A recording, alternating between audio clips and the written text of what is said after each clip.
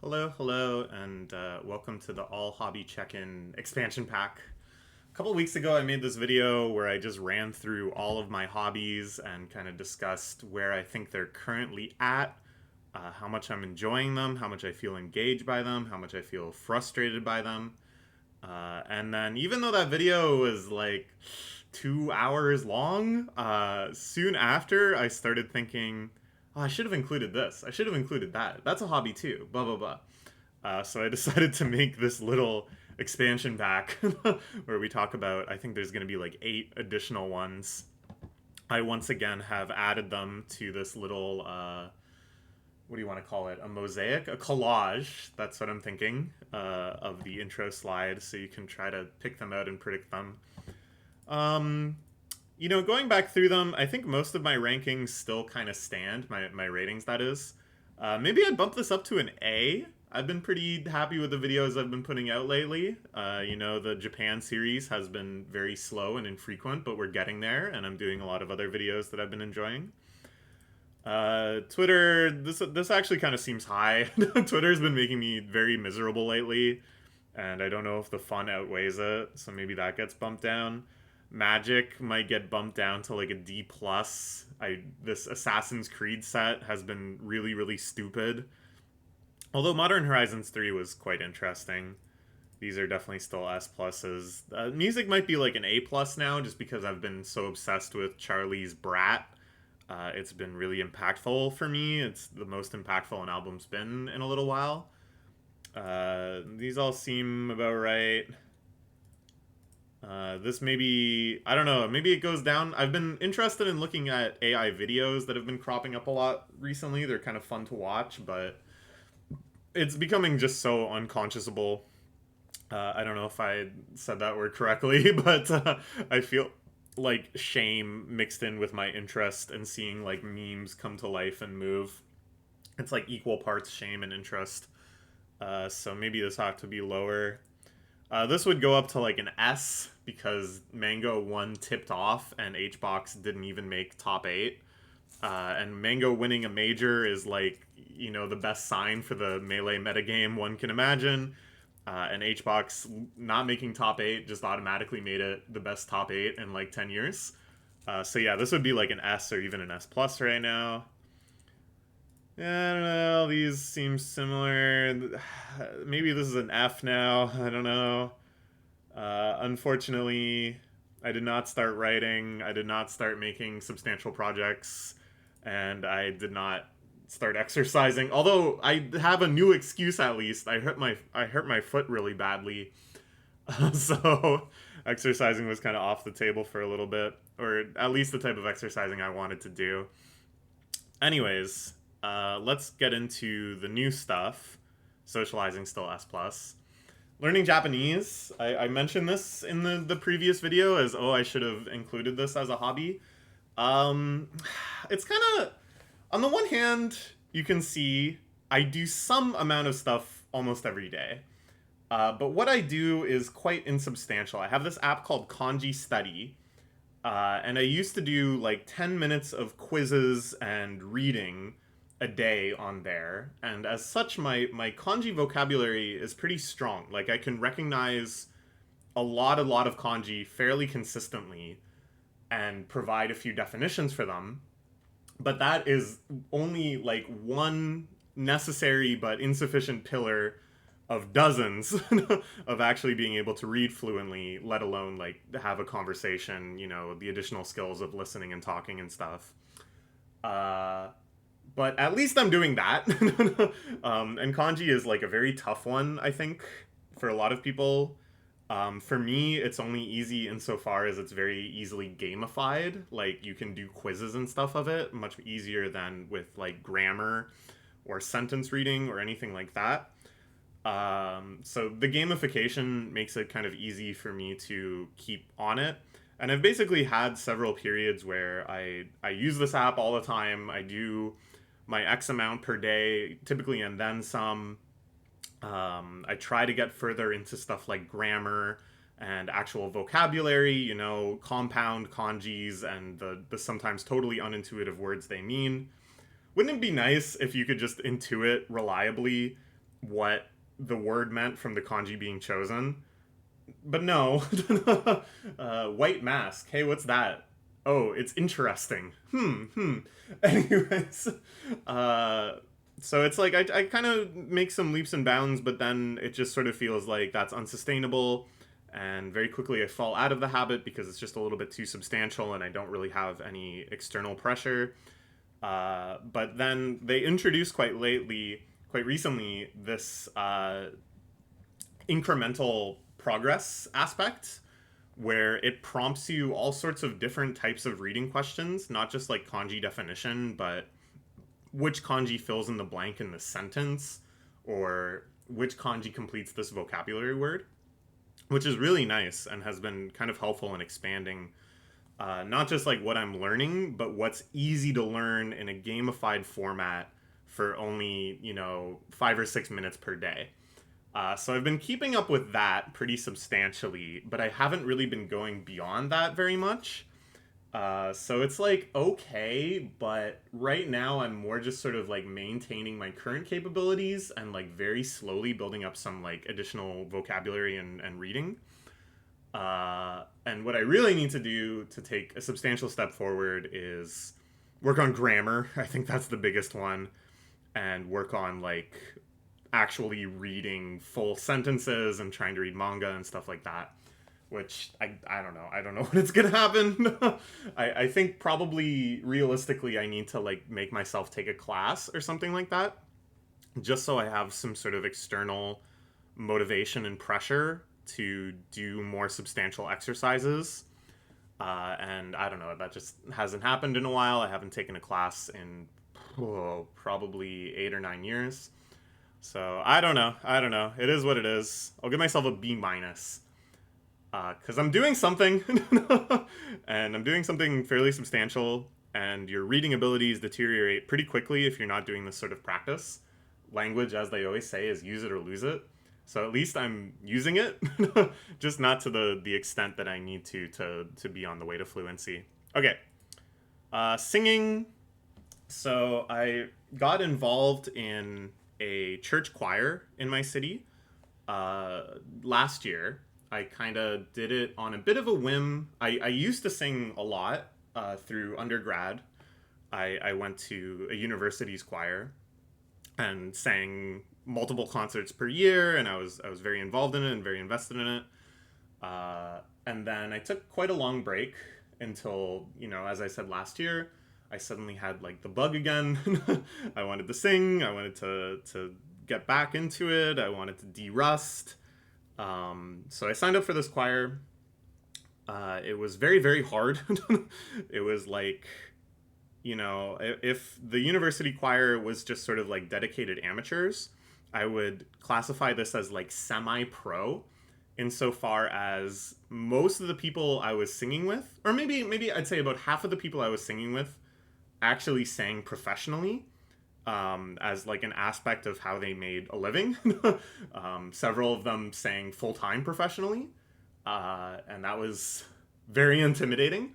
And then pretty much everyone else in the choir sang quite seriously every single week for the actual church choir, whereas I had joined up just for one particular concert, which was a Good Friday performance of a Requiem piece by Handel. So it was really, really hard at first. I was just kind of blown away by how quickly people could sight read and master difficult pieces. And because I hadn't sang in a long, long time, I was completely out of shape and my stamina was no good, and I was struggling to just get through a rehearsal. And just like the technique they had and the subtleties they were capable of and the dynamic range and everything, I was just so amazed. And I honestly thought about quitting right away because I did not feel like I could keep up. But I kept at it. I practiced a lot at home. I got a lot of my like fundamental singing muscles back. And then the concert went off great. And so I did that again this year. This is actually a screen cap from the video of last year. When I was putting this together, I realized they didn't even send out a video for this year, which is disappointing because I really liked having the video and kind of going back and reliving the concert. So I don't know if a recording of it was even... a recording of it was definitely made because it was live streamed. My dad watched the live stream. Anyways, that's all an aside. It's really, really satisfying to sing these giant, hard, multi-hour pieces. The practice is very intense. You know, we go at it for 3 hours a week. And then at home, I was almost on a daily basis reviewing and doing warm ups and working on difficult passages and stuff. It's just so satisfying to be able to tackle a big project like this. And ideally, I would do even more. Like, I would like to sing week by week with them. The problem is, you have to commit to a Thursday night rehearsal, which is already kind of tough. Like, I like my evenings to be free generally to pursue other opportunities or whatever, just to say yes to things, I guess. And then, even worse, way worse, I gotta wake up like super early Sunday morning, book it down to the church, and then sing, you know, a fairly substantial little concert throughout the service. And that's tough not just because of the commitment on Sundays, but then also what that means for my Saturday nights. So obviously, people in the choir skew kind of older and more retired, or they're, you know, as I said, professional singers. So they were like very understanding when I gave this as an excuse when they asked me if I wanted to come every week and sing. But I don't know. I want to figure out something. Like, I think I'll at least keep doing the once a year more open concert where a lot of people that aren't typically in the church choir join up. But I wanna keep singing throughout the year too. I wanna like keep making progress and keep improving. So I have to look for more opportunities like that. Like, I think it's not great that I basically spend 3 months working really, really, really hard on singing on the brain all the time, improving, mastering a piece, and then 9 months that progress gets like reset substantially. And I'm not seriously singing. I don't know. Like, I go to karaoke decently often because I have a lot of friends that like it. Like, several different friend groups will do karaoke nights. And I like try. I try to sing well during karaoke, but pop songs are like very easy. I don't mean to be insulting to pop music or whatever. I have a lot of fun, obviously, but it's like not actually forcing me to improve. The only thing that I actually feel like I'm improving on with karaoke is rapping quickly. I keep trying to do faster and faster rap songs. I even recently made myself a tier list of all the difficult rap songs I like doing, sorted by how, not just how fast, but how like difficult the flow is to do, like the rhythmic aspects and stuff. So it's like those are very fun and satisfying because they're like hard, and I want to keep doing harder and harder ones. But that's not helping me sing. I don't know.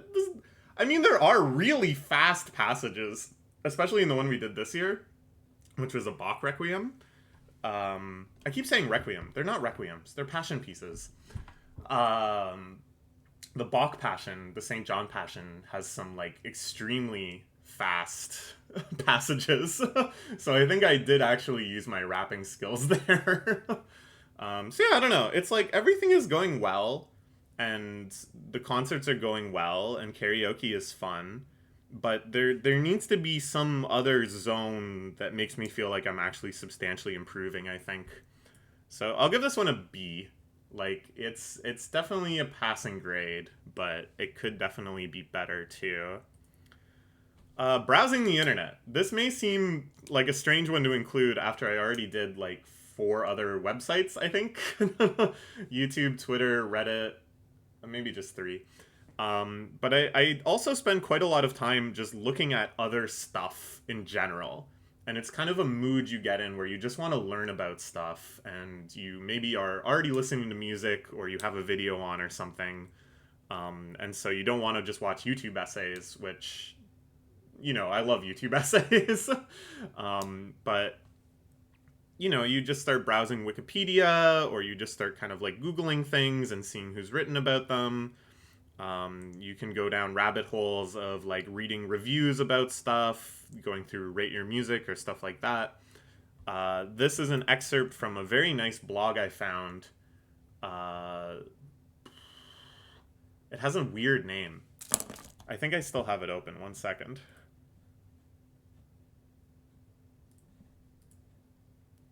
The Land of Obscusion. Obscusion.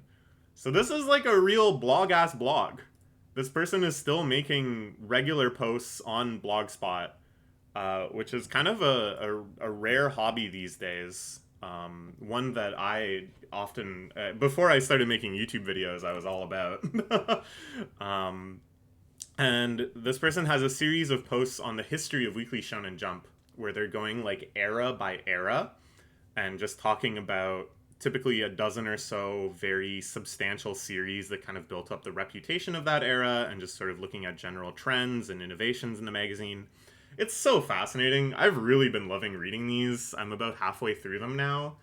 And I think there's just a lot of other great posts on this blog that I'm definitely going to check out later. Just a lot of really insightful, like long history, longitudinal looks at trends in manga, which I find really interesting. The only thing that I think is strange, this person never writes the word and. They always use ampersand, which is like grammatically incorrect. But maybe they just want to be super efficient. But it throws me off a little bit. At any rate, very cool stuff. I think people like to talk about how the internet as we used to know it died, and instead of just like an infinite number of personal blogs and other kind of neat and eccentric little sites, we just have like Twitter and Reddit and Discord, and these things have all amalgamated forums and all these diverse little spaces. And that's definitely true. That is the trend for sure. But I think that's a little overstated as well. I think there's still a lot of really wonderful things out there to read if you know where to look. And it's not even about knowing where to look, it's just about spending time Googling things and clicking around and talking to people and asking them what kind of stuff have they read. There's just so much stuff out there. Like, the internet is still full of creative, unique places. I don't know. And then even in terms of like amalgam sites, there's a lot of very interesting amalgam sites. Like, have you ever just wandered around speedrun.com looking up random games you can think of and then reading about the strategies for speedrunning them? If you haven't, it's probably because you're not autistic. But if you are autistic, I would highly recommend that. It's very fun. It's very interesting. Just look at all the different categories and read the rules for them and think about, I understand now. I can see why this would be fun. Anyways, I'll give Browsing the Internet a B+. I really do think this is something that people neglect. They're too content to go into their walled gardens and then complain about their walled gardens. Peek over the wall. Read some blogs. They're still out there. The Super Mario 64 ABC, the A Button Challenge, which is the greatest video game puzzle project, whatever you want to call it, that has ever been undertaken by a wide margin. I don't think anyone who's informed would disagree about that. Is basically this gigantic team effort over the last 20 or so years to figure out how few A presses, A being the button that makes you jump, are required to beat Mario 64. And if that sounds interesting to you, I urge you to drop everything and YouTube search Bithsmuth ABC. This guy has put out a completely fascinating, enchanting, really well-produced documentary on the entire history of this challenge. It is mind-blowing.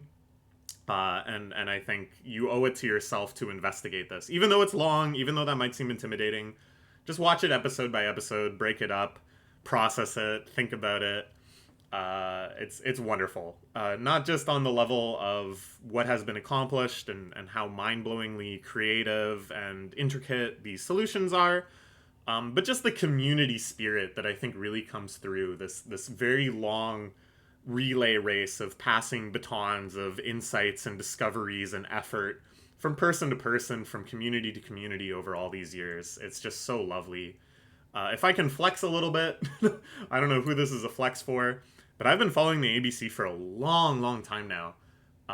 Ever since on TAS videos, a team of Japanese players put out a task of getting around 20 stars without pressing the A button.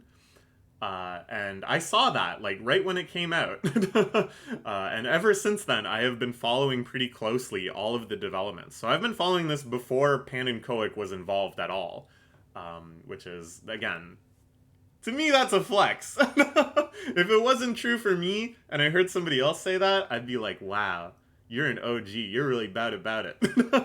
Not that I ever contributed. It's so bogglingly complex, and you have to spend a lot of time just learning about the intricate mechanics of Mario 64 and studying things and just brute force trying so many things. I never had the appetite for that. But it has been so satisfying and so cathartic and so compelling to follow all of this progress over decades now, as they've whittled down the total count to 13 to get all 120 stars, which is just amazing. Unfortunately, we're probably going to be stuck at 13 for a long, long time. There had been a lot of amazing, really rapid development over the last 2 years. Things that I never ever would have thought were possible were now being solved. It was amazing.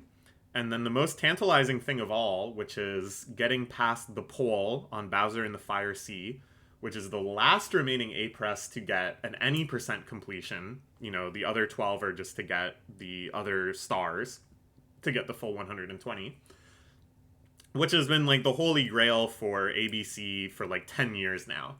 And some of the most talented ABC members, like Tyler Keeney and the Lonely Cow and stuff, have devoted themselves with like this monk-like seclusion to trying to solve just this one A press, as all the other stages got worked on and stuff. And it's, as I said, it's almost all done. Besides this, this is the one A press that's kind of, people are pretty sure it's going to get done. That the solution is definitely theoretically possible, and we're just kind of waiting. We're waiting to see the fruits of that labor finally fall from the tree. But it is, potentially still years away. So we're hitting kind of a dry patch. There's a few other things that kind of have promise. I could see Princess's Secret Slide, there being some little thing found there, and that being solved. It's like very, very close. But then after that, I kind of think that's it. So I think the total, this is my prediction, the total A-Cam press will be like 11, and that this will be achieved sometime in the next 5 years. That's my prediction. So until then, I kind of think not much is going to happen. Maybe I'm wrong. I hope I'm wrong. I hope I'm being, naive, and I'm underestimating the resourcefulness of the TAS team, which of course the ABC team is like some of the most brilliant people on the planet, IMO. But that's kind of where it stands for me. And as I said, it is kind of a dry spell. But on the other hand, it is an amazing time for the ABC, because the first real-time completion of the entire game, getting 70 stars and beating the final Bowser and beating Bowser in the Fire Sea, has been done real time before TAS. And this is because there is a emulator error on the Wii Virtual Console version of Mario 64 that allows you to skip the pole entirely in Bowser in the Fire Sea. And then that on top of some really, really insane pathing and discoveries and just sheer willpower and intuition on the final Bowser stage, Marbler, a kind of more latecomer to the whole ABC project, but somebody that's really, really proven themselves as brilliant and capable, did an entire full game run, real time, without ever touching the A button. It's amazing. To me, it's like, kind of a less interesting feat than all of the tassing stuff. But this is something that was never done TAS either, because the strategy requires the Wii VC, and the Wii VC is not really fully tassable. It's very error prone and would certainly desync and not be able to be played back. So it's really amazing. It truly is amazing that someone beat the entire game without pressing A. So I'll give it an A minus. Like, yes, it was way more thrilling in the era where, TDC was getting solved and LLL was getting solved, and there was just such amazing, mind-blowing developments. And then in previous golden ages were other just insane solutions like Secret Aquarium, and of course the infamous Watch for Rolling Rocks were getting found, and it felt like the scope of complexity had just quadrupled in size.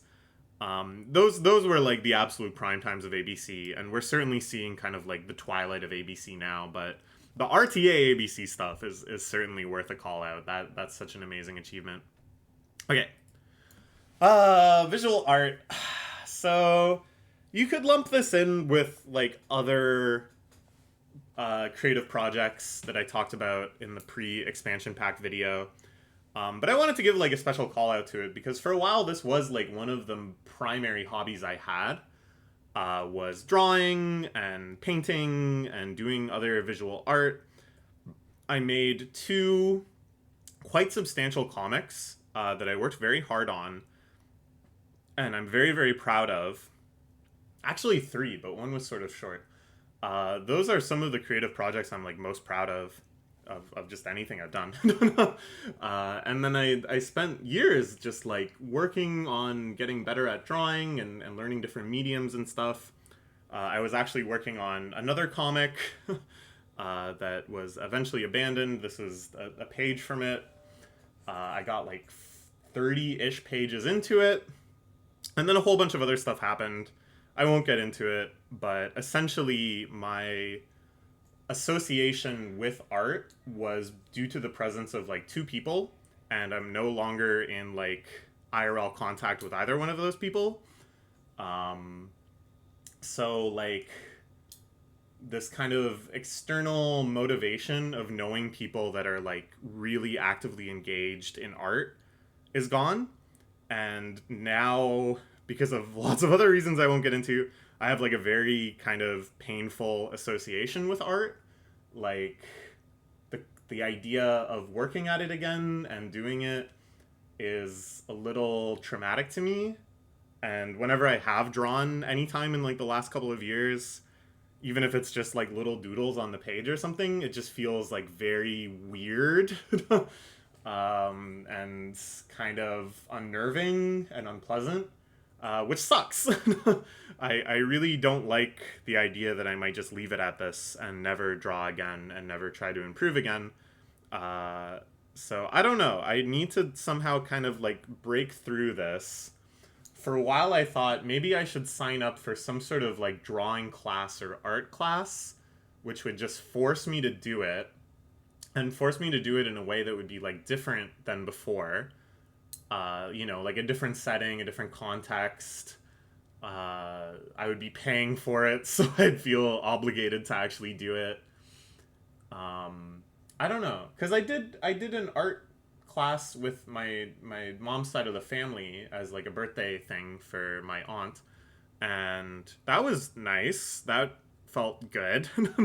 I think just because the context was so different. We did stamp making, where you carve out a rubber stamp and then you can make prints, which was really cool. So it's like, part of me really wants to do it. I still have a lot of like ideas for visual art. I still kind of like picture visual art I'd like to make. I know I had a lot of fun making it back when I was making it.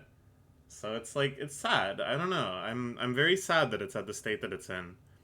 But it's something to work on. I need to come up with some way of breaking through. If not an art class, then something else. Something else. I'll give this one a D. Because not only is there no progress, but there's like a painful barrier to progress as well. So I don't know. I'm not like confident that there's anything I can do to wake up tomorrow and be like, I feel like drawing. But at the same time, I do really hope that there is a day in which I start producing stuff like this again. I'd like to make another comic. My life is so... They're all like autobiographical comics. And my life is so different than when I was making those previous ones. So it would be, I think, really nice to do another one and talk about how much I enjoy life now.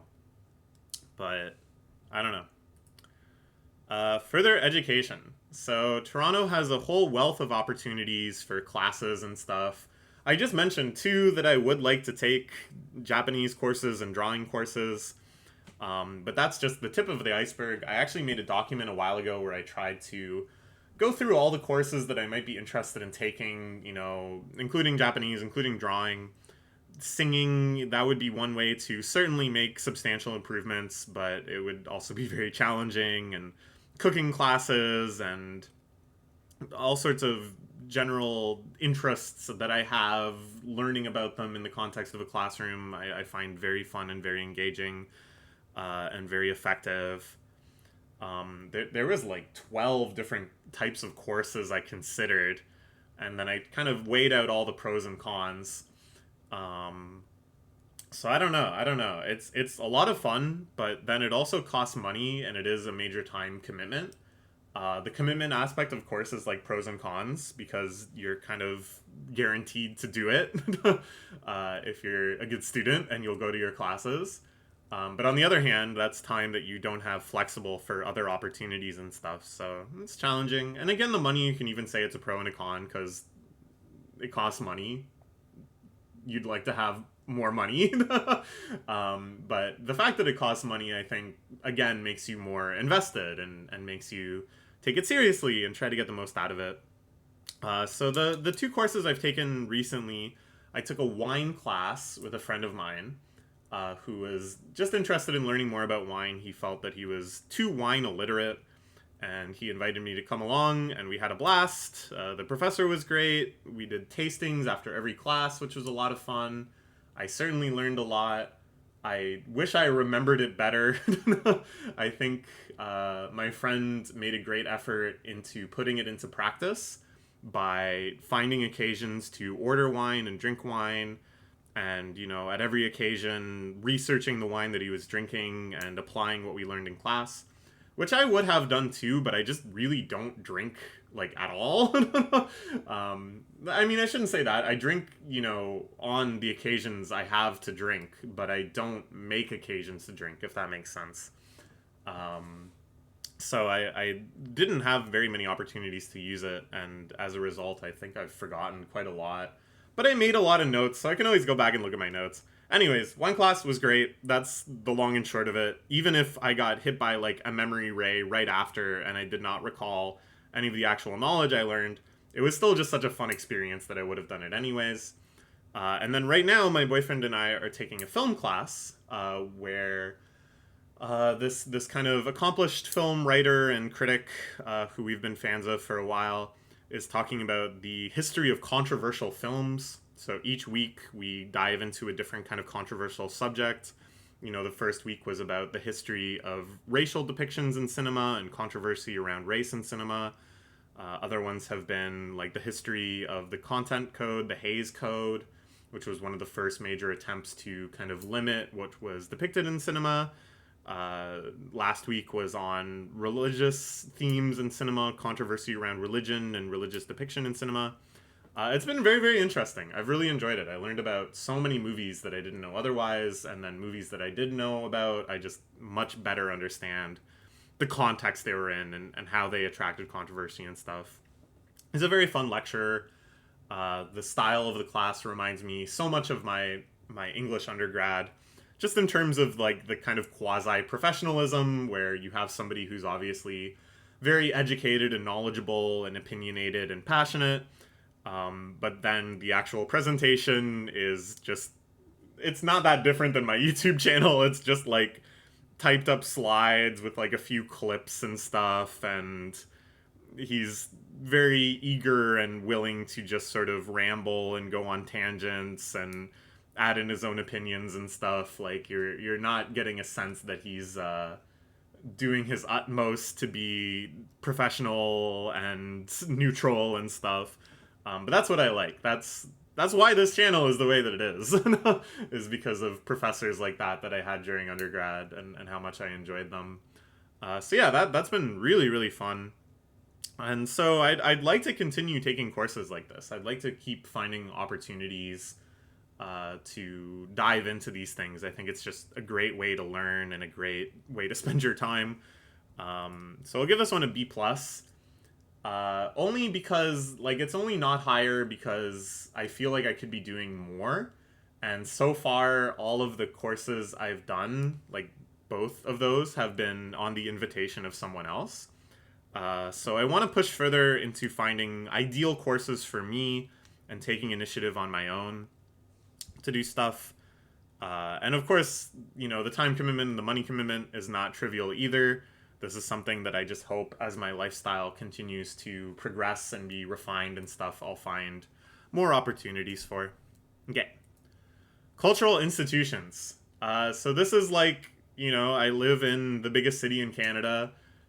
We have a plethora of galleries and museums and other cultural institutions, and I want to explore them. I want to go to them. I want to take advantage of these opportunities that might not last forever because we have, a complete rat fucker in office at the provincial level and at the mayoral level, neither of whom give half a shit about any of this stuff and are all too greedily eager to sell these things out if it will profit them.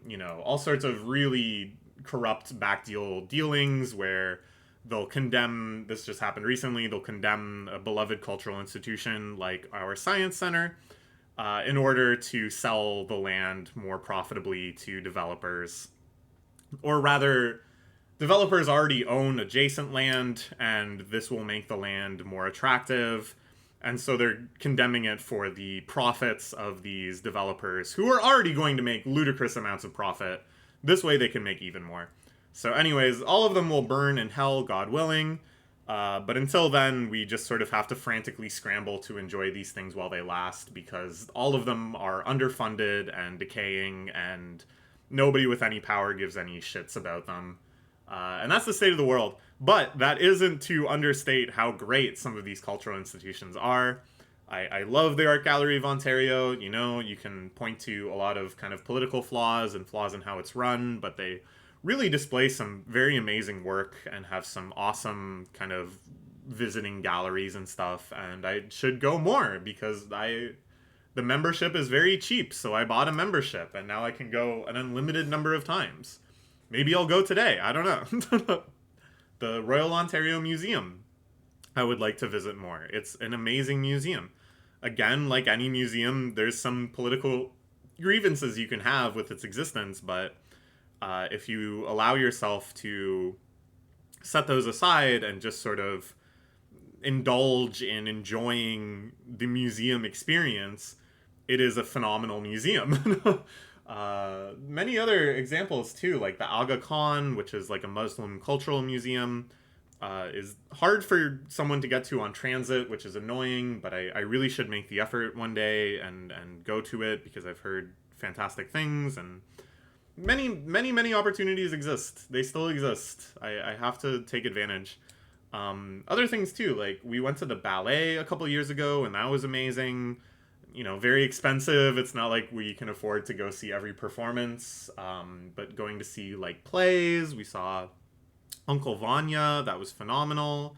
There's a lot of other plays that I think I would be very interested in. I just gotta keep my ear to the ground more. Shakespeare in the Park, which is this long-time Toronto institution where they perform a Shakespeare play every year in one of our biggest parks, High Park. They're doing Hamlet this year, which is probably my favorite Shakespeare play ever, so I really gotta make an effort to go see that.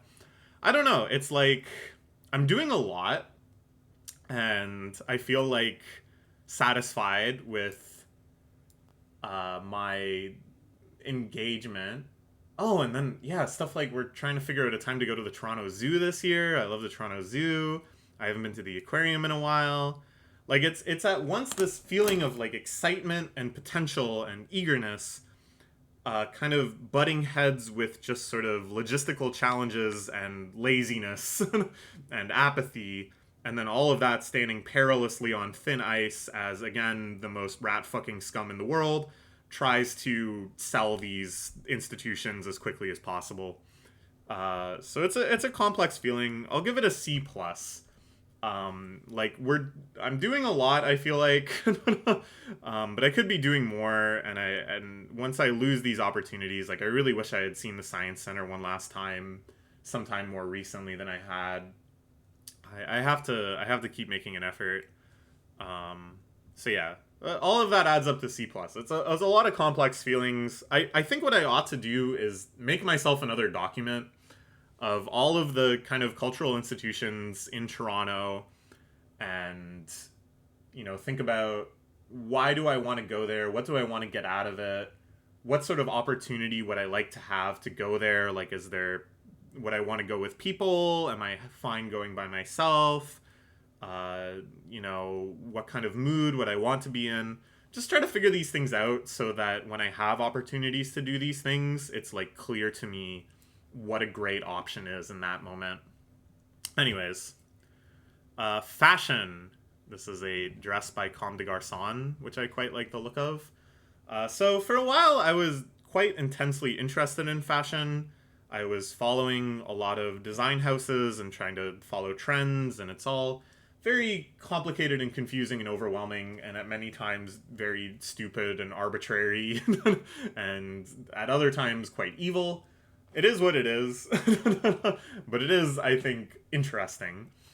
For a while, I really aspired to upgrade my wardrobe and wear the pieces that I thought were most cool and most beautiful and most cutting edge.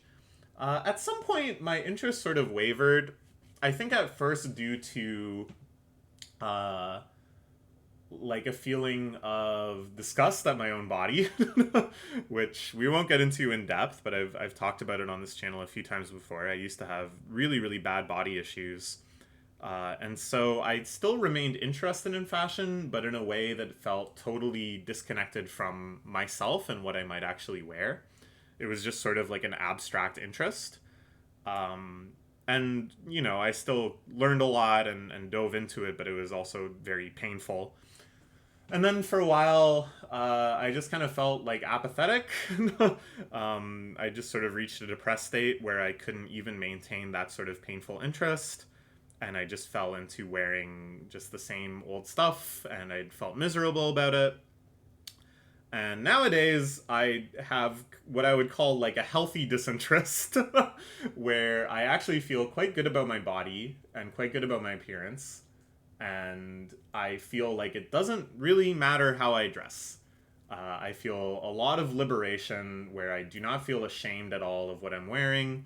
And I don't really aspire to wear other stuff or spend a lot of money on fashion. And as a result, I feel, yeah, very liberated, and it's great. And I think that's like the most mentally healthy place you can be in. And there's like stuff I have that I like. There's a lot of outfits I like wearing, and I feel happy about them. But I don't feel unhappy if there's other things that feel out of reach, either like financially or in terms of sizing. I just don't care. It's like I only kind of have the positive feelings around fashion and none of the kind of negative aspirational aspects. So that's all good, but what this has coincided with, unsurprisingly, is kind of an absence of interest in fashion in general. Like, I no longer feel clued in to what is happening in fashion. I can't keep up with brands anymore. I can't keep up with releases or trends or anything like that. Which is like okay, but I do kind of miss it. I kind of miss having that feeling of education and of locked in. And I miss having a feeling of being able to like kind of spot items or brands on the street and kind of have this like codified knowledge. Like, I still have that to an extent, and it's still fun and satisfying, but it proves to me that it would be even more fun and satisfying if I knew more and I could recognize more and be even more engaged. And then it's sort of a feeling too. Like I said, there are outfits I really enjoy wearing, and I feel like because of this sort of disinterest in fashion, I just sort of stumble into these things kind of randomly instead of having some sort of deliberate intent behind them and being able to find clothes that I like and kind of seek out styles and stuff again. And you know, you might say, oh, that will go hand in hand with disappointment, that if I search for things, I will inevitably run into things that I can't afford or I can't wear for other reasons, sizing and stuff like that. But I don't know. Like, I think if I remain mentally healthy about it and I have a good attitude towards it, that won't be as painful as it was before. So basically, I've kind of come full circle. My period of intense interest in fashion has totally waned, and now I'm back to a state of apatheticness. And what I'm basically trying to do is get all of the positives from that interest without all of the negatives, which I think is possible. I don't see why that wouldn't be possible. It's all about just your attitude and stuff. So I'll give fashion a C, because it's not like I'm very happy with where I'm at now. But where I'm at now, I would not say is substantially a hobby of fashion. You know, it's sort of a benefit I have acquired incidentally due to good mental health and an absence of a hobby in fashion. So yeah, again, it's just like the strive to get all of the good things and none of the bad things, just like with exercise and cooking and all sorts of other things where there's sort of complexes baked into them. But that's the goal of you know, a happy life is all of the good things, none of the bad things. This is the final one, I think. Collecting. This is a picture of a in progress shot of a big kind of bookshelf transformation. I got an additional shelf. Wait, maybe I can just show you.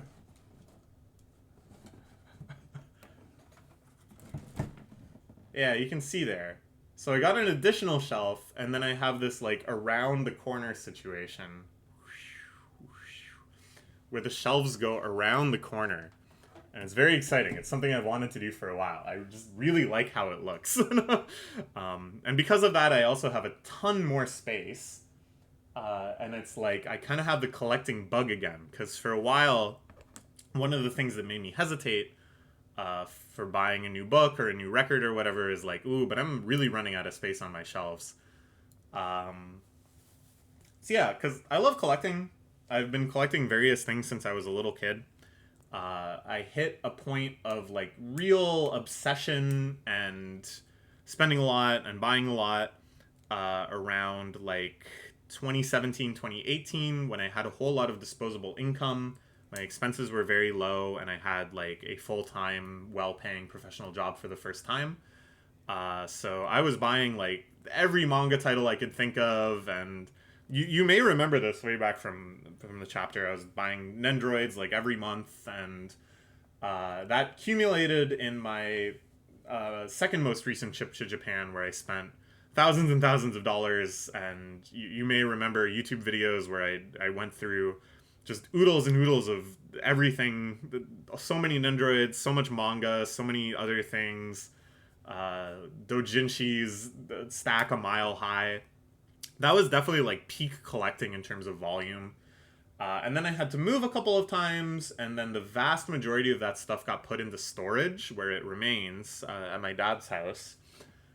So the dream is eventually to like recreate the Great Library, and I shudder to even think at how large that will be, because I basically took like one bookshelf's worth of my favorite stuff with me on these moves, which has then ballooned in subsequent years with new purchases to this pile you see before you. And so I don't know how much that plus all the stuff at my dad's place is going to add up to, but it's certainly more than my current apartment can handle. So yeah, someday, somewhere in the future, I'd like to have a place big enough to recreate the Great Library and to have what I would call like a very deliberate and healthy relationship with collecting. Like, I think at peak collecting, I was doing too much. I was buying manga that I liked, certainly, but not that I absolutely loved. The bar got lowered. Same for like Nendroids. I was buying stuff of just series that, you know, I liked, or I liked a character design or something, and not kind of like characters that I truly loved from series that I truly love. I was just buying things for the sake of buying them, basically. And I think nowadays I am a lot more deliberate, and a lot, like, the bar is a lot higher. But I am still getting stuff that's like very moving and impactful to me, and stuff that I feel, like almost accomplished that I was able to find certain things. So right now I am very happy with kind of my attitude towards collecting. I feel sad that I can't display my full collection right now, and God knows when that will be possible. Um, and it's a little overwhelming to even consider what that will look like. But overall, yeah, I'm like kind of happy where I'm at with this. We'll give this a B. I think, yeah, the biggest limiting thing is that I can't display my full collection, and that feels bad. A lot of them are just sitting in these cardboard boxes in my dad's basement. I want to free them, I want to liberate them and display them and enjoy them. But I am, very happy with my current kind of attitude and restraint. Excuse me. So we're getting there. We're getting there. And yeah, that's it. Spent another hour or so on the expansion pack. We're up to a total of 33 hobbies. I'm sure as soon as I hit stop recording, I'm going to think of like a bunch more. My hope is that I'll do this again like next year. I really enjoyed doing it, so it may even be like more frequent than that. Maybe I'll do it like twice a year or something. Who knows? Uh, yeah, I don't know. Let me know. I really wish other people would do this. Like, as much as I enjoyed making this myself, what it really made me think is, like, what are other people's hobbies? What would other people do as a list if they came up with a list like this? And especially the ratings. I'm really curious, like, what are other people's mentalities around rating their hobbies? Would other people find that like sociopathic? So yeah, I don't know. I wish I could see all of my friends make something like this as well. I think that would just be a kickoff point for such fun discussions. But I can acknowledge that I'm very eccentric when it comes to making videos, and that probably a lot of other people wouldn't like doing this. So it is what it is. So yeah, goal next year, everything S plus. Ha ha ha ha. Just kidding. No way. Probably not gonna happen. Okay. Bye bye.